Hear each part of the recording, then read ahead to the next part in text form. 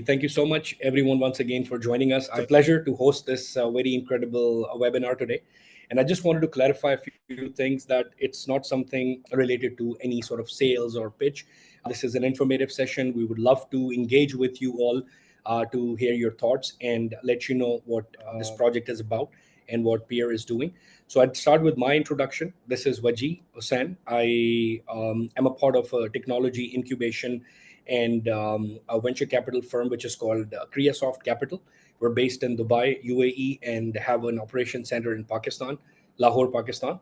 And it's been almost 10 years. We built great products and we help founders to take their products to the market and help them achieve their goals in the initial stage. So that's how I met Pierre last year.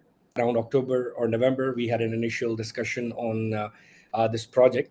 And what kind of made me convinced to be part of this project was that a lot of crypto related projects or projects they talk about technology, blockchain, they're like pretty new and there are a lot of promises that we see, and most of them don't really make it, and it's just for the hype and all that. But when I talk to Pierre, seeing the experience and the groundwork that he has done for more than 10 years about this project, that was something that convinced me to be a part of the project, and we started to work on it together.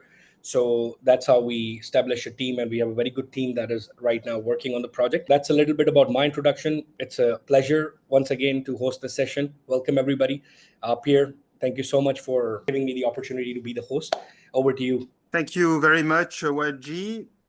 Bonjour, merci, and ifo akari, as they say in Papua New Guinea, one of 800 languages. Today's topic is really a Q&A, so we have 5 questions with Mr. Waji, and then we'll open up the floor.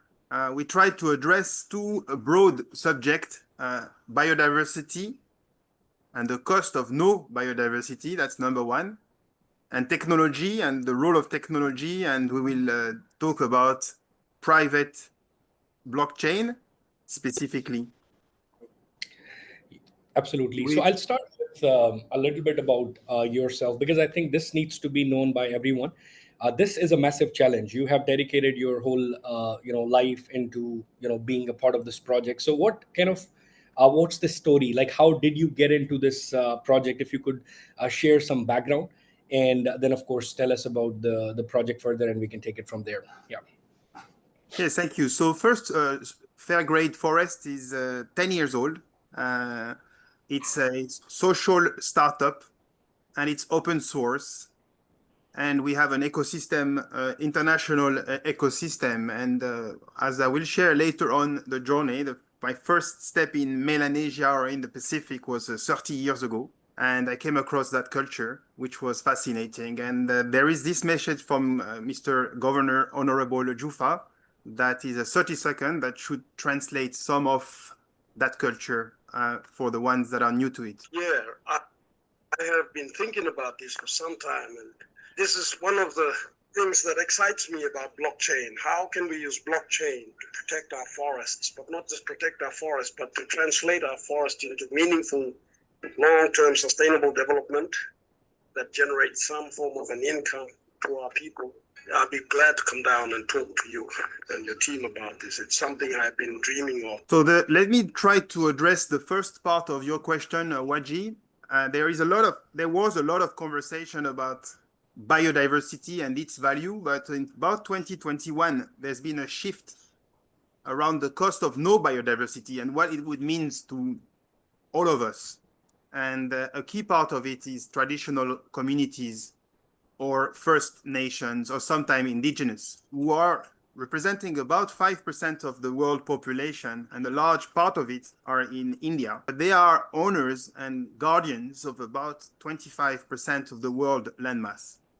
That particular landmass contains 80% of the world biodiversity, and we know pretty much nothing about what is going on the ground. So our focus with Fairgrade Forest has been on those tropical forests, the dark green one, where you have custodians that have been safeguarding this biodiversity on everyone's behalf. There has been, thank you, Waji. There has been a tipping point when it comes to the business model, and it came in the form of a new commodity, which is called credits, often referred as carbon credit, but broader, also referred as biodiversity credit. And this was anecdotal some 10, 15 years ago, when now it's becoming not only mainstream, but it's becoming a critical mandatory component of a number of organizations' strategic decisions. And we are now talking about a 1 trillion new commodity dollars, US dollars, where the people are looking for three things in order to protect the biodiversity or the cost of no biodiversity. Number one, they look at the quality of those credits and whether they are ethical. They obviously a high demand in terms of quantity of credits, and the value of those credits is also increasing. So this is the situation from a awareness of the cost of no biodiversity, and this is the situation of that new commodity where people like Trafigura, Louis de Dreyfus Corporation, Cargill, Glencore have been very active very recently to make sure that they are part of that new business model. That's interesting. And I'd ask a question on this because you mentioned something very interesting. That's something very new, the biodiversity credits. But many people that we've seen, they say that carbon credits are already a mess. Why do you think this model, like the new model that you just mentioned, would actually work? Like, what's the do you explain that it would really work and it's differentiated from what people say about the carbon credits, like the regular ones? Yes, thank you, Waji, for this. So a keyword is really ethical. Another keyword is credits. Let's not fall into the short pole of carbon. I see a few names that have joined in this conference that are far more senior in the carbon trading industry than we are. Let's not forget, we're a software business. This was just to give a bit of context around the industry. Now, to answer your point, which is very valid, Waji, I have prepared 2 slides with the team about where we are coming from and why we think that technology, eventually with the Fairgrade Forest playing a leadership role in that domain, can enable the verification of those credits. I really insist on the word verification, not certification, which often involves a third party, which is being compensated, which often requires resources to be flown to forest-rich countries. And that's a model from the past, but also a very debatable model. So when we started about 10 years ago, we did a first version with a leading Australian organization. Then we flew in some experts to do the first version of the blockchain. In 2018, the French upper house looked into our work because a lot of the conversation in the private blockchain were around crypto, whereas we were looking at this technology 8 years ago to count trees in a simplistic way. We got some attention from the Australian federal government through a research and development grant, which enabled us to do missions on the ground in the jungle, and developed a second version, and which we piloted, and I will share a little bit about that later on, which got us invited to the COP26, where we met about 30 representatives from various countries around the world with the same theme, that new commodity and how to verify the quality of the work. The last version we have done was done through our partners, this time in Madagascar, one of those 10 mega biodiversity rich countries. And everything we've done so far to date is available on GitHub, which is the open source equivalent of, say, Facebook for developers that are keen to make sure their work is being shared.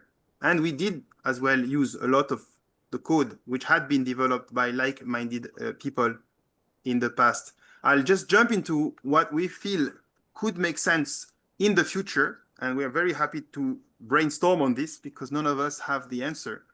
But we want to, as early as August, in a few weeks from now, we're planning to complete our first round of capital raise and do a second pilot 2 sites in Papua New Guinea have been identified where we want to relaunch our distributed autonomous organization, which is a very advanced feature of governance that private blockchain is an amazing use case for it. We plan to do further roadshows and investment roadshows domestically in Australia, as well as in the Middle East. There are features we know, such as our FGF Mongo, that should allow ethical credit trading, meaning that the data would be gathered by adults or children under supervisions outside of school hours. And as we hopefully next year, we complete our 3rd round where we grow globally.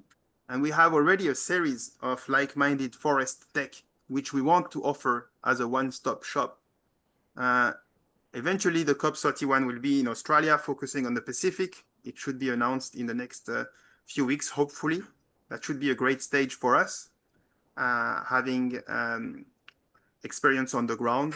There are many other technologies which I will enumerate very briefly. There's machine learning, there's AI, there is Internet of Things, connected devices, predictive bots, and quantum. So we feel that as we associate ourselves always in the spirit of open source with like-minded forest people, we should be able to provide to that new commodity, to that industry, some technology leadership. I'm staying away often from the word expert because it is fast changing, but we definitely feel that, and I will introduce the team later on, that we have a range of people with most certainly a leadership point of view. Yeah, so I think you've like explained it very well. But when it comes to private blockchain technology, the first thing that comes in mind is the trust and credibility. So let's talk about that. So there are like 2 points that I would like to for you to clarify and explain. So first of all, how do you assure that the farmers, donors, governments, any partners who are like associated with this project and your like with the data in your private blockchain is actually real, not just another digital promise? Because we see a lot of scams, we see a lot of projects coming in, but the work that is being done on the ground level is very important. So how do you ensure that? And then the other part that I would like to ask is, like, most of the people like right now might be thinking about what's in it for the farmer, like how this project really will change their day-to-day life. So if you could shed some light on these 2 points, that would be awesome. And yeah, that's what we need to know. Thank you, Waji. I will answer this with one slide about our first pilot, which took place over 2018 to 2022. It's a very remote plateau, which is called Managalas in Papua New Guinea. And through the work of Governor Jufa, you've heard earlier, he was looking for like-minded brothers and sisters that really wanted to do things for the farmers. And my last of 10 slides today, stay tuned. We were trying not to suffocate you with slides, but we'll be around farmers. And when you sit down with those guardians of the forest or brothers of the forest, I have scheduled the birds to fly at that very moment of the conversation. And the work we did with the farmers was very clear that as they gather information on the ground, they will keep an entire copy on a commercial smartphone that we will provide as part of the solution. And having the entire copy of what was agreed by whether it's the French president or the prime minister or the governor or the donors, you get a chance to always access the data. And that makes all the conversations not to have to go through a third-party certification agency anymore, but everyone can verify that what was committed on the ground comes on the ground. Another way to answer your question also, Waji, I want to introduce the team. We have Xavier on the line based in New Zealand. We have Mathieu in Pacific New Caledonia. In PNG, we have Stella, Selby, 2 co-founders, and we have Nancy and Roy, who came during that journey from another part of this amazing country, Papua New Guinea. On our board, we have Mr. Christian Vincent in Singapore, Francis, very well, and he's the interim architect as we look for a new head for that field. In the Philippines, we have Stefan, who also is there with us. In terms of technology, we were very blessed. Both Olivier did an incredible algorithm at the time of the app, which still makes it very intuitive and user-friendly. We like to say there's no training. It's just one click, mostly for photos. Christophe was on the ground. We have his workshop available online, as well as Roman. And then Andre, and then obviously now Waji with your team. It's now been 4 months, and you've been quite a few of you involved in bringing your own experience to the party. So all those people are people that have worked together for quite some time, and that are making us comfortable that we can have some sort of leadership in the technology space for climate. Fantastic. Thank you so much for sharing all the info. And we are open for questions. If anybody wants to participate, share any thoughts, feel free to just unmute and can speak. I will just go one more slide, which is on our roadmap, our key milestones, Waji. Sure. So this should be our last slide, and after that will just be a placeholder while we ask a question. Thanks, Waji. What we are doing at the moment, we are raising some equivalent of $250,000 US in order to fund our next version, our pilot. Part of it, 1/3, will include buying equipment for farmers, which they become donations after 12, 18, 24 months. Farming equipment using solar technology and ruggedized and well proven suppliers from United Nations, FAO, and other similar organizations. And after that, it is not a leasing, it is not a microcredit, it's a straight donation. Through that, with the University of Griffith in Australia and University of Sunshine Coast, Dr. Tim Cadman, we have a very transparent, very practical governance framework. So through that pilot, we should achieve some very practical result. And I commit that the next webinar won't be before 3 to 6 months until we have further evidence to present you. As we progress, we will have more return on investment numbers. We have some already available from now. As we grow in markets we know very, very well, Indonesia, Madagascar, and New Caledonia / the Pacific. Very early in 2026, if things continue to go well, we should be in a position to look for a bigger amount of money, $5 million US, in order to grow globally, building up from our connections from the COP26, and eventually do an acquisition. We have a quadrant of half a dozen organizations that are doing things in a similar way to us, whose portfolio could be very relevant to consolidate and amplify each other's global footprint. This is how the next 12 months look for us. And that would be my last slide. Is if you want to have a chat, I will leave that on. Feel free to book some time with anyone from the team across the different time zones. But yes, back to you, Waji, if you have questions, and I will let you moderate. Yeah, I think that the last slide was something that we all wanted to know, the milestones, like what exactly are the next goals and how the community investors can, participate into helping the farmers, because you have already been doing work in the ground. So clear to me. Can you go back to one slide, that previous slide? So just have one more question around the round 2 and the round 3. So right now you're raising for the first round, which is the pilot, that you are going to provide the equipment and some sort of material to the farmers. But in the next round and the round 3, I see that you mentioned a little bit about the ROI as well. So from the community side of things, from the investors, from the partners who are joining us at this stage, there is an opportunity as well. So if you could shed some light a little bit on that part, that'd be great for our listeners. Yeah, that's a very good point. Just put that for convenience, so that if some people want to book while we discuss. But the ROI, it's a very ethical ROI. The very straight, talking to more institutional investor, we have 4 NDA at the moment, is that for every credit, biodiversity or carbon, the average fee from a carbon one-stop shop company that are issuing carbon is about 7%. So if from the software platform, FGF, if we are making some maths around the 2 or 3% for each carbon credit issued, this already starts to represent some good numbers, because typically the vetting of a carbon credit is in the 10 to 20 years.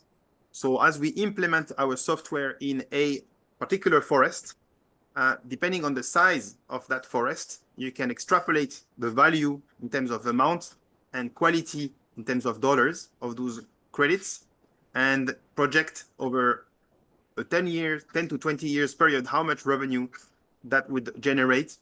That's more for the accountants and financial savvy people in the room. If you go back, farmers' point of view, there is another element which we haven't touched, and I didn't want to get into too much details, but one of our advisor, I've taken off the slide on our advisors, but we have some very prestigious people on the website. Just to say, it's good that you raise money through traditional credit card, bank transfers, but you should also allow people to invest using any cryptocurrencies. And why not having your own crypto coin? So that is something we have developed, which is more targeted to crypto savvy people. But on our website, you have a lot of details in a discipline which is called tokenomics, where when you invest in Fairgate Forest, there are ways through the crypto world. And the way we have done it is extremely transparent. It's only using very, very secure and infrastructure. So there are different methods where you can, as we share our investment pack, which we are happy to share, obviously, with anyone interested. We are addressing both the revenue stream through stage per credit, as well as our crypto coin value. Yeah, the crypto coin make full sense, because when you're doing private blockchain, and that's adds up a lot of transparency for the community. So let's say if anyone is supporting the project in the initial days, we could see how the funds are being distributed, how they are utilized for different purposes when it comes to doing the on ground activity. So with a private blockchain, I think this coin and the currency would really be something that would play a big role. So I totally get it.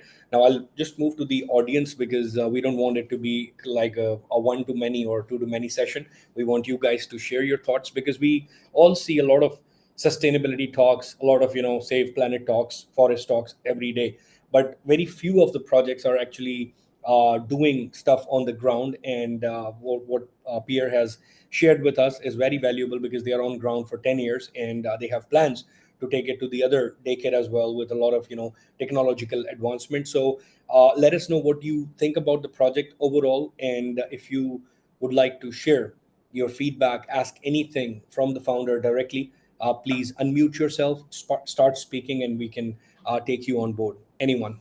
Yes, hello. I'm Lionel from France. We appreciate this kind of project, because it's I think the world needs a project that have senses now.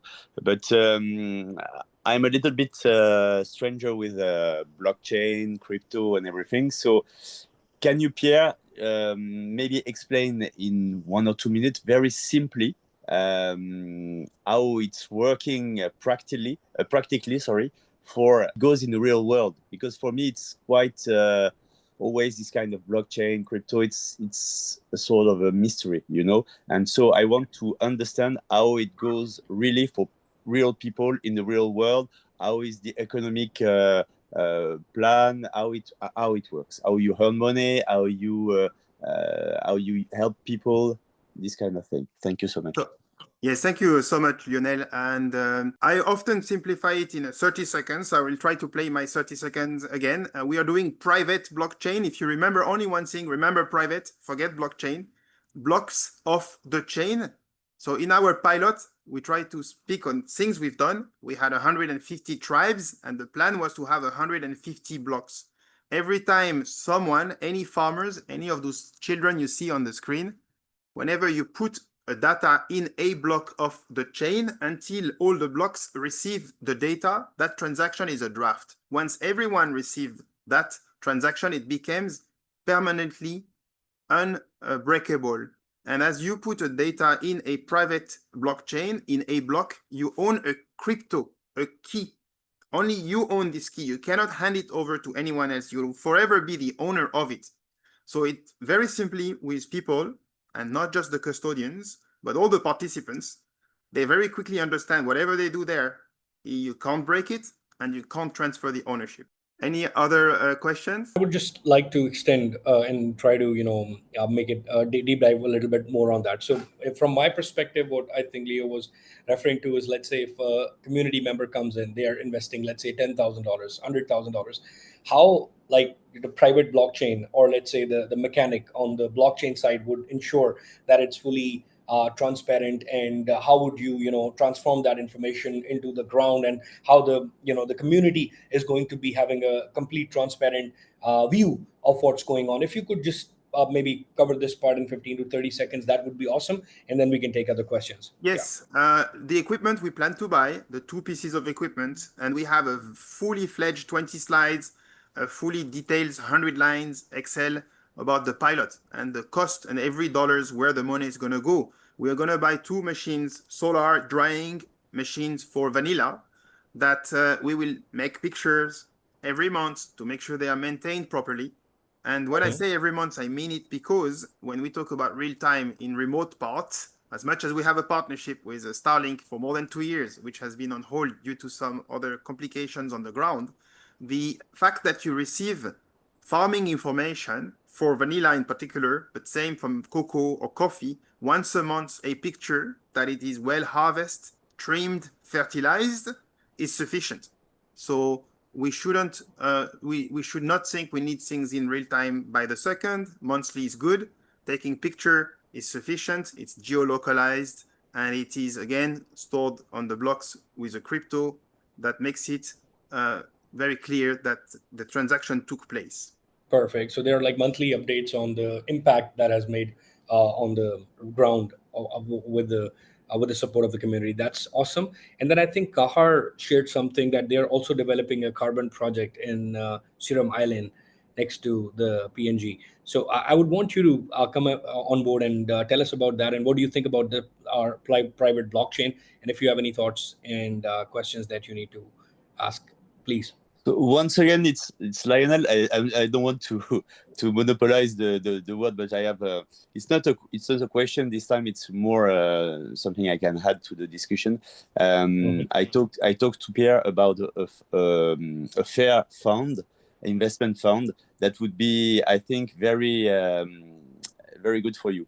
The name is Blue Like an Orange, and it's owned by Bertrand Badret, a French guy, which was the former president of the World Bank, which is investing in fair project with everything is not made about profit, but it's made about sense, and in foreign countries. So I will make the introduction, but I think it's a good partner, a good potential partner to this project. Thank you very much, Janelle. And Pak Kara, you want to provide some perspective from Indonesia and your project? Yes, actually, we are now working with the local king right there, because in Indonesia still there are several kings that have their own territory, including what we call ulayat forest, or the forest actually belong to this kingdom far away before Indonesia got independence. Until now, they have this their own forest in this Seram Island, which is owned by King of Atiahu. So I'm working with King brother-in-law to manage the 270,000 hectares of natural forests. Before this forest acquired by industry for nickel mining or whatsoever, because a lot of nickel around this area. If you heard about Raja Ampat, for example, just now getting a riot because of this eco park had been mined. Four islands in Raja Ampat had been mined and destroy the natural, and tourism right there getting suffer because the drop of the local as well as the international tourists. So this is why we agree, along with the king and local municipality, to develop carbon project. For now, we got consensus of 270,000 hectares, which is consists of a natural and a little bit industrial forest, exclude the protected forest. So actually, we doesn't have enough money. We don't have enough money for the feasibility study. We know that we can propose to the bank, for example, ADB and so on, but with the proper bankable feasibility study. So to get this bankable feasibility study, then we need to work starting from developing the aerial imagery, for example, and counting the actual approximate carbon content and also biodiversity. Since then, the paperwork had been done properly, so we already get what we call concession and license from Environment Ministry, local municipality, and the agreement with the king itself as the owner of this forest. Next, we will need to buy satellite imagery, then site visit to do, I would say, understanding if we develop the 3D model as our baseline for counting, for example, the area of interest, the corridor of the forest, for example, then also the distribution of the thickness of the corridor, and so on, so that we can counting this. And this all need money, need funding, which is, I'm not quite sure if my money is enough for this. This is why this blockchain's idea quite interesting with me. When I heard about this last week, then I searched about the possibility of the blockchains, which is I've seen like this FGF and 3Coin and so on. So I think this is good idea that we can make collaboration between my project and the blockchain you have, then develop and make this carbon project become reality. Thank you, Pax. Thank you so much. I will answer very quickly, and I'll let it to Mr. Christoph Knack straight after. For the people that are in the room, I recognize lots of names. Some of them are very expert. Apologize for my short simplification, but 260,000 hectares, it's 50 kilometers by 50 kilometers. It's quite big. And you have done the paperwork for which I would like to offer private blockchain to make sure that whatever the king said and local authorities and central data have said stays and that it's not lost over the years. And your approach to have a baseline, I can think of several people. There has been about 600 people that signed up for this webinar, and a number of them are working for FAO, UNDP, World Bank, and I shall make sure that for your project, I will make some introductions to make sure that people are aware of your efforts. And there are a number of resources that are available. I have an organization which are scheduled to be on our 2026 FGF one-stop shop forest app store. It's called Earth, and they do free satellite imagery because they have donors. So some of what you think might be expensive for you, we might be able to fast forward and support your project. Thank you very much. And definitely we can talk separately in the next days for sure. Maybe I can, Mr. Christophe, you want to ask your question? Yeah, thank you very much, Pierre. interesting presentation. And specifically that last example that Kaha just mentioned of the financial need that they have leads me to asking about two or three more sentences about the business model and the details about the business model. Let's imagine that somebody would invest 10,000, 50,000, 100,000 euros or dollars into this project. How would that trickle down to people like Kahar and his project? And how would they then pay that back so that the 7% that you were mentioning earlier are actually happening? I'd like for you to expand a little bit on Yes, that. I will expand, Christophe, very, very quickly. First, there are people on those calls that have already put more than 10,000 US, and I'm thankful for them in the effort. I'm very purposely in our tokenomics, which is a fully dedicated website, which has an AI bot you can question and challenge in any languages, including Bahasa. Has a lot of answers because we've taught him about 50 pages of all our detailed work. In the pilot, it shows exactly where the money is going to go. And the first 250, our pilot, the reason why we want to self-fund it is because together with Griffith University, the governance framework that we will put in place will leave no room for interpretation. And they will know everything should be traceable from every expense report from the team to the equipment and the supplier that is going to provide and give guidance on how to maintain it. So there's two sides to your questions. There is the round one, the 250,000, where a portion will be invested in buying equipment for farmer. And then there is round 2 and 3, which is more like traditional, as we launch and support and enable fair grade forest inside carbon credits. That's when we will have a more traditional revenue stream where we will be paid every time a carbon credit is issued. Last, when we talk about crypto, there is a very transparent 7% of all the coins we have issued are already allocated to farmers, 10% to the team, 15% to treasury, meaning that if someone wants to sell his coin later on, we at least have a guarantee to have this money back. Hopefully that coins will gain in value. But the more speculative element obviously comes early, where you part of something quite innovative in its model. But there is a lot of resources available and people that have been contributing in the business model framework. Thank you, Christophe.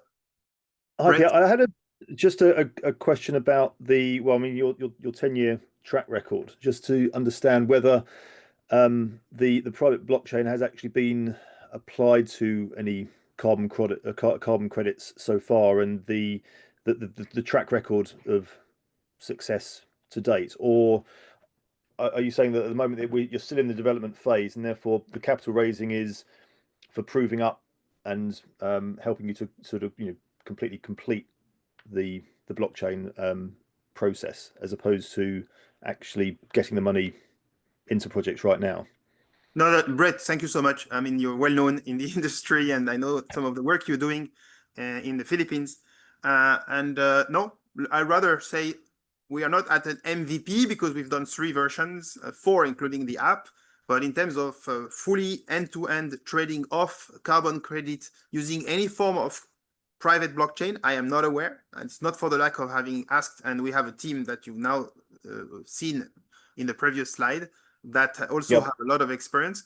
Now, other usage of blockchain for certain aspect of carbon credit, yes, there has been.